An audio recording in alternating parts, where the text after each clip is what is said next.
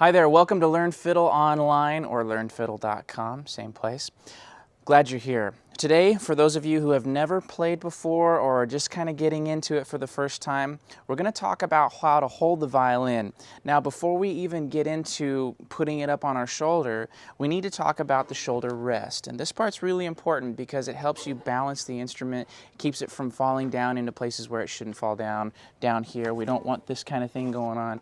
We really want to have a good upright posture, something that frees your hands so that you can move up and down the neck freely without having to hold the instrument with this hand. So the shoulder rest that I really think is the best because you can manipulate it. It's like a really kind of a soft metal here, is the Forte Secundo made by the company Wolf.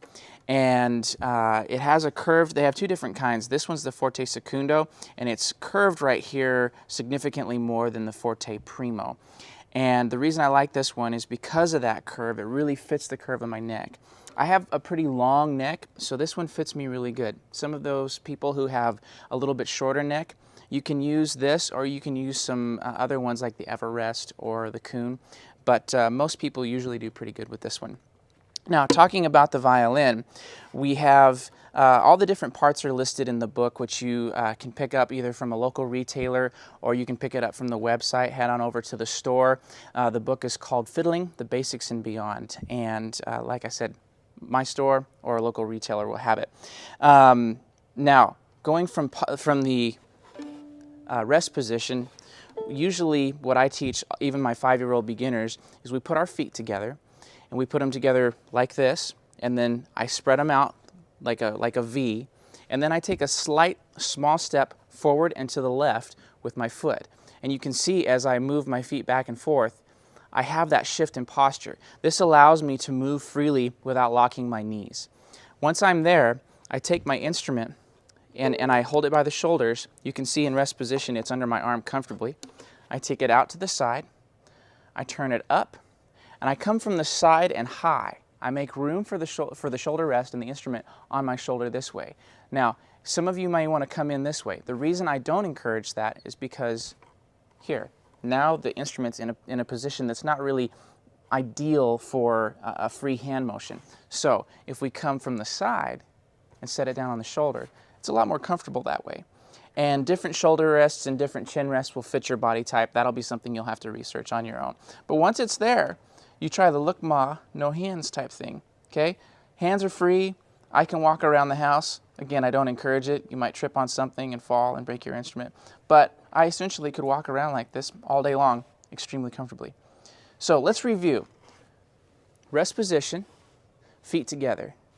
Second, take our feet, we split them like that. Then we take a small step to the left. Now we're shoulder width apart basically with our feet. Very comfortable. We can move back and forth. Weight is distributed evenly on both feet. You take your instrument to the left, turn it up, come in, set it on your shoulder, make room. Chin goes down. It's not down here, it's not down here, it's here, almost sideways. Okay, now your hand is free. Okay, then let's check what our left hand is going to do. We have this idea of, I call it connecting the dots. And we all know how to connect the dots. So if you imagine 1, 2, 3, 4 black dots on the ends of your fingers, the idea is that our elbow position sits in a place to allow our wrist to be straight. You see my wrist is straight. We don't walk down the street like this. We don't walk down the street like this. So we don't hold the violin either way, like that. We hold it with a nice straight wrist. We bring our hand up, and you can see 1, 2, 3, 4. When I put my fingers down, they actually sit very nicely in a linear way. Now, if I lift those fingers up, I only lift them up that high. Some people want to bring their hands back here. The reason I don't recommend that is because we have a tendency to grab the neck right here and squeeze. So again, you have to kind of turn your wrist as if you're going to touch your nose with your pinky. Okay? That's the idea. Then you have the connect the dots, and when you're not playing with a finger, you just lift that finger up, or the sets of fingers, just slightly above, maybe a centimeter above the string. And it goes that way for every string. E string is here, elbow position back, A string, D string, G string. All right, that should be enough for you to try and practice for a few hours. Check back later and we'll talk about holding the bow.